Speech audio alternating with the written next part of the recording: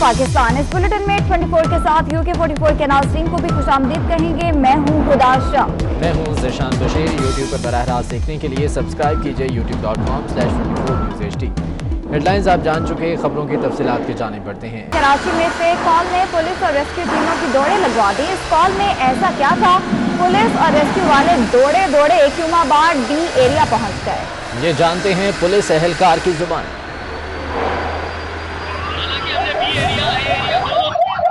Area भी check किया, कोई मकान में किसी में कोई आग नहीं है, ये फेक कॉल है।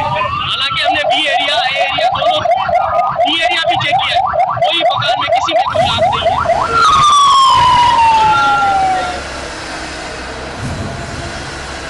एक फेक कॉल ने पुलिस एहलकारों की दौड़ें लगवा दी। पुलिस को फेक कॉल की गई और रेस्क्यू वाले दौड़े दौड़े कयूमाबाद D एरिया पहुंच गए। पुलिस एहलकारों की जुबानी ये कहानी भी सामने आ गई।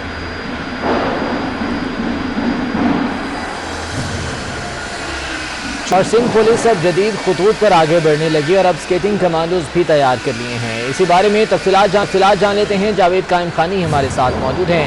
जावेद कायम खानी, बताइएगा क्या इस सिलसिले में जदीद खुतूत पर जो इकदामात हैं वो किए जा रहे हैं? बिल्कुल जी, SSU के जेर तहत जो ये तरबियत याफ्ता कमांडोज हैं, ये कमांडोज जो है वो स्केटिंग करते हुए जो है वो अपने हदफ को निशाना बना सकते हैं। इनको सलाहियत और तरबियत दी गई है और खास बात यह है कि इन कमांडोज में जो वो 10 खवातीन कमांडोज भी शामिल हैं जो अपने पैरों पर जो है स्टिकिंग पहन लेते हैं और हाथों में हथियार थामे अपने हदफ को निशाना बनाते हैं और घूम घूम कर जो है वो सलाहियत रखते हैं कि किसी भी वारदात को जो है वो उसको और दहशतगर्दों को मुकम्मल तौर पर काबू करने की सलाहियत रखते हैं। इस हवाले से जो है वो इनकी ट्रेनिंग मुकम्मल होने पर जो है वो SSU का हेडक्वार्टर के अंदर जो है वो तकरीब मुनक्किद की गई और उस तकरीब में जो है इनको बेहतर स्ट्रेटेजी करने वालों को असनाद भी दी गई और इन कमांडोज को जो है वो मुतारिफ कराया गया और खुसूसी तरबियत याफ्ता कमांडोज जो है वो खुसूसन जराए मनासिर को कलाकुमा करने के लिए मवक्त तैयार हैं। जी ठीक है जावेद कायम खानी, बहुत शुक्रिया अपडेट करने के लिए।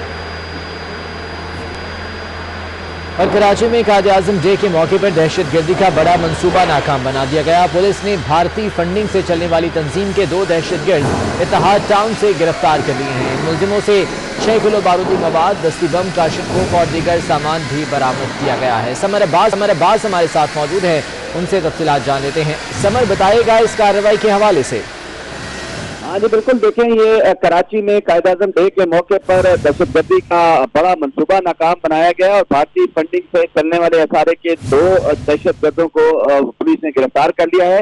SSP कुमारी जामरी के मुताबिक गिरफ्तार दहशतगर्दों से कलाशनकोफ, 6 किलो बारूदी मवाद, दस्ती बम समेत दीगर, जबकि इस नेटवर्क को भारतीय खुफिया एजेंसी रॉ चला रही थी और यह नेटवर्क एक कौम परस्त जमात की आड़ में चलाया जा रहा था और कौम लड़की पसंद नेटवर्क को असगर शाह नामी दहशतगर्द चला रहा है जो अफगानिस्तान में रिपोर्ट है।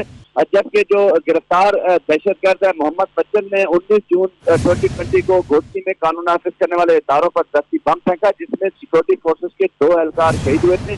जबकि गिरफ्तार दूसरा दहशतगर्द। ठीक है समर, बहुत शुक्रिया अपडेट करने के लिए।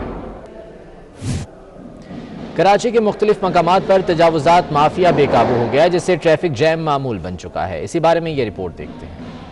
शहर कराची में तजावुजात की भरमार, इंतजामिया की नाअहली या फिर है इंतजामिया खुद ही जिम्मेदार। सदर एमेजिना रोड, कायदाबाद, लियाकताबाद समेत शहर के मुख्तलिफ इलाकों में ट्रैफिक जाम की एक अहम वजह पथारे हैं। कायदाबाद में भी तजावुजात से ट्रैफिक की रवानी मुतासिर हो रही है। शहरी कहते हैं कि डिस्ट्रिक्ट मलीर के दफ्तर के सामने तजावुजात का होना उनकी कारकर्दगी पर सवालिया निशान है। रोड सारे तंग करे में ठेले वाले सब इधर उधर घुस जाते हैं, ट्रैफिक जाम रहती है, बहुत परेशानी है। हम दाऊद चुरंगी पे उतरे हैं तो घर में थोड़ी प्रॉब्लम भी है, उसके लिए जल्दी जाना था लेकिन अभी पैदल जाना पड़ रहा है। 2-2, 3-3 घंटे गाड़ी निकलो, सवारी बहुत परेशान है और भाई प्यादे चलते हैं। बात सिर्फ कायदाबाद तक ही महदूद नहीं बल्कि जिला सेंट्रल में भी तजावुजात माफिया के सामने इंतजामिया बेबस है। थोड़ा बहुत ये तवाज़ुन जो है ये यहाँ से हट जाए तो ताकि थोड़ा कस्टमर भी आए। इनको देख के तो कस्टमर ही नहीं रुकता, आगे चलता है।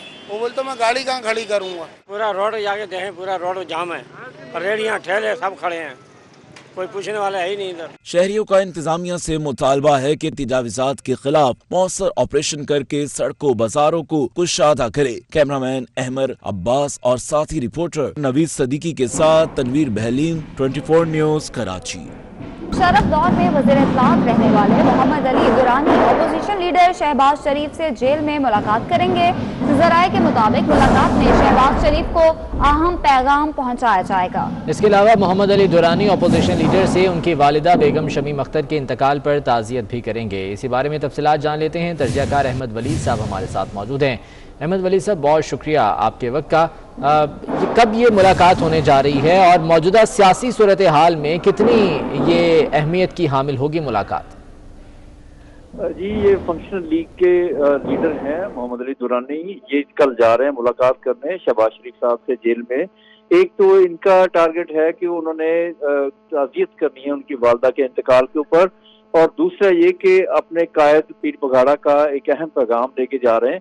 और लग रहा है कि कुछ रास्ते जो हैं वो खुल रहे हैं और इस तरह से पैगामात जो है उनकी रसानी जो है वो बढ़ गई है।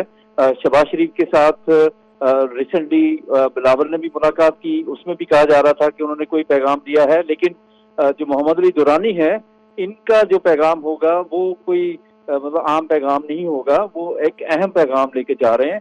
और होपफुली उनके ख्याल में कि कोई स्टेलमेट जो है पाकिस्तान की सियासत में इसमें कोई कमी लाई जा सके, ये जो तोड़ा जा सके, क्योंकि सियासत जो है इस वक्त काफी मुश्किल अदवार से गुजर रही है। तो इसलिए उन्होंने ये कल एक अहम मुलाकात होगी, तो देखते हैं कि क्या पैगाम वो पहुंचाते हैं वहाँ। ठीक है अहमद वली साहब, बहुत शुक्रिया आपके वक्त का।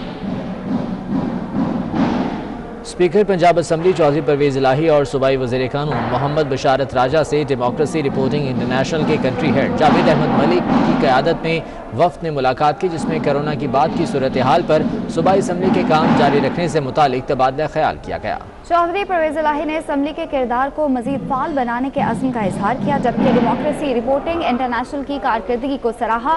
इस मौके पर जावेद अहमद मलिक ने स्पीकर पंजाब असम्बली और वज़ीर कानून की सूबाई असम्बली की कमेटियों को मजबूत और फाल बनाने की काविशों की तारीफ की और कहा कि पंजाब असम्बली के रूल्स 1997 में तरामीम एक तारीखी इकदाम है, जिसका सेहरा चौधरी परवेज इलाही को जाता है। डेमोक्रेसी रिपोर्टिंग इंटरनेशनल कोरोना के बाद असम्बली को रिसर्च में मुआवनत फराहम करेगी।